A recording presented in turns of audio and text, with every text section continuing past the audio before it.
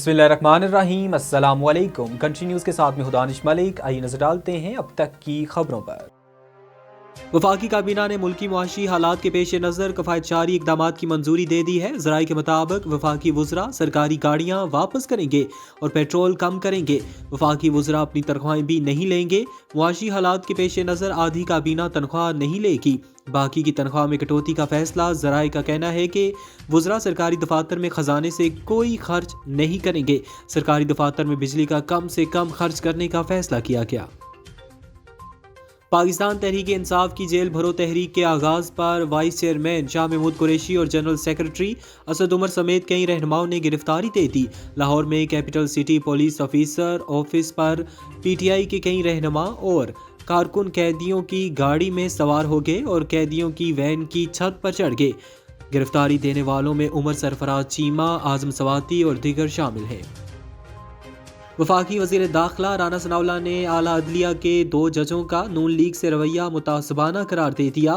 ایک بیان میں رانا ثناءاللہ نے کہا کہ اعلیٰ عدلیہ کے 2 ججوں کا مسلم لیگ نون کے لیے رویہ متعصبانہ ہے۔ ان میں سے ایک جج نواز شریف کے کیس میں نگران جج رہے، لہٰذا ان سے انصاف کی توقع نہیں، اور دوسرے جج کی آڈیو لیک کا ناقابل تردید ثبوت آ چکا، ان کی غیر جانبداری پر سوال اٹھ چکا ہے۔ آزاد کشمیر میں خواتین کا بھارتی ظلم و جبر کے خلاف سری نگر میں احتجاجی مظاہرہ۔ خواتین کا بھارتی حکومت اور قابض انتظامیہ کے خلاف شدید احتجاج۔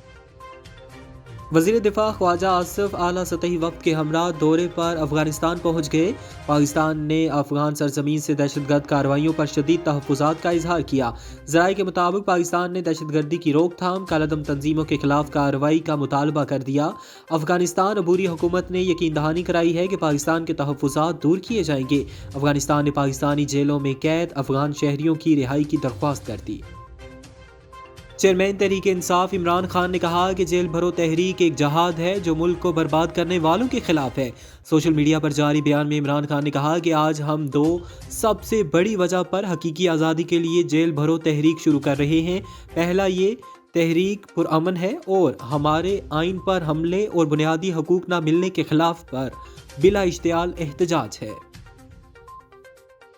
سائفر کی تحقیقات حکومت کا کام ہے، سنی سنائی باتوں پر کیوں تحقیقات کا حکم دیں؟ قاضی فائز سپریم کورٹ کے سینئر جج جسٹس قاضی فائز عیسیٰ نے سائفر کی تحقیقات کے لیے دائر اپیلوں کی چیمبر میں سماعت کی، جس میں عدالت نے رجسٹرار آفس کے اعتراضات برقرار رکھتے ہوئے اعتراضات کے خلاف اپیلیں خارج کر دیں۔ چین کے ترقیاتی بینک نے پاکستان کے لیے $70 کروڑ فنانسنگ کی منظوری دے دی۔ وزیر خزانہ اسحاق ڈار نے ٹویٹر پر جاری بیان میں چین کی جانب سے پاکستان کے لیے $70 کروڑ کی فنانسنگ کی منظوری کی اطلاع دی۔